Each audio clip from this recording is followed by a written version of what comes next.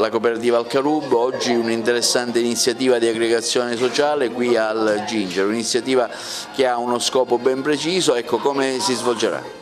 Sì, semplicemente abbiamo voluto oggi offrire questo pranzo a questi ragazzi, che sono ragazzi agrigentini, ragazzi stranieri che vivono nella nostra città, per condividere un momento di intercultura e di scambio e di conoscenza.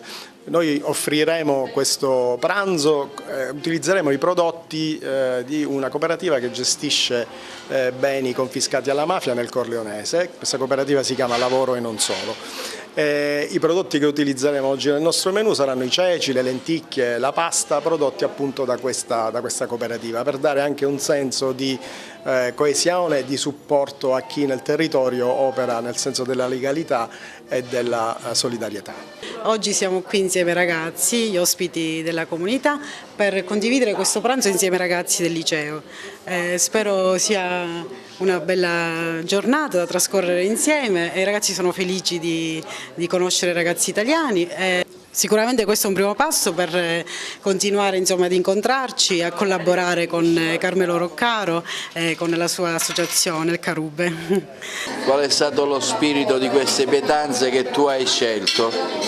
Questa pietanza, come noi li facciamo qua afro-siciliano, una la pasta è con i ceci e finocchietto salvatico, l'altra è un riso con lenticchie e pollo speziato con verdura. Siamo preparati questo per i ragazzi. Siamo fatti due, una all'Africa, una in Sicilia.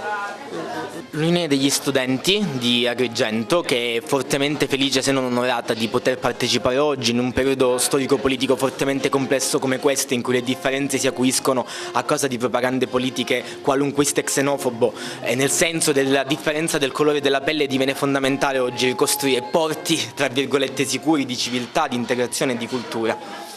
Sicuramente poi diviene anche fondamentale partecipare ad eventi come questi, non solo rispetto a un fenomeno culturale, quanto più anche rispetto a una vera e propria formazione politica che oggi risulta essere assente, non solo in quella che è la diffusione sociale, ma anche proprio per la mancanza di spazi appositi di incontro fra le varie culture. Sicuramente il carattere innovativo dell'iniziativa nasce proprio da come una delle caratteristiche più tipiche forse di noi del Sud è proprio quella di incontrarci a tavola, no? Parlare, vivere insieme il momento dei pasti, e in tal senso perché veramente non provare ad abbattere anche tutte quelle barriere che oggi ci portano quasi inconsciamente a dover mangiare solamente con chi conosciamo. In tal senso da sempre anche storicamente il cibo ha una valenza di questo tipo. Noi della Consulta siamo venuti qua perché secondo noi all'interno delle scuole il tema di quella che è l'immigrazione e l'accoglienza è un tema trattato troppo poco, bisognerebbe discuterne di più, bisognerebbe parlare di più, sempre di più con gli studenti riguardo questo e portare avanti quella che è la sensibilizzazione. La Sicilia è storicamente un luogo di incontro, pieno di influenze di qualsiasi etnia, abbiamo subito diverse incursioni culturali e siamo pieni di particolarità differenti tra di noi grazie anche a queste culture che ci hanno aggregato per l'appunto. È una bella giornata, mi fa piaciuto perché è una cosa per cambiare la cultura, questo è per stare con gli italiani, mi fa piacere veramente, è una cosa importante perché ho conosciuto tanti italiani, tante persone oggi anche mangiare cibo di italiani, di africani pure.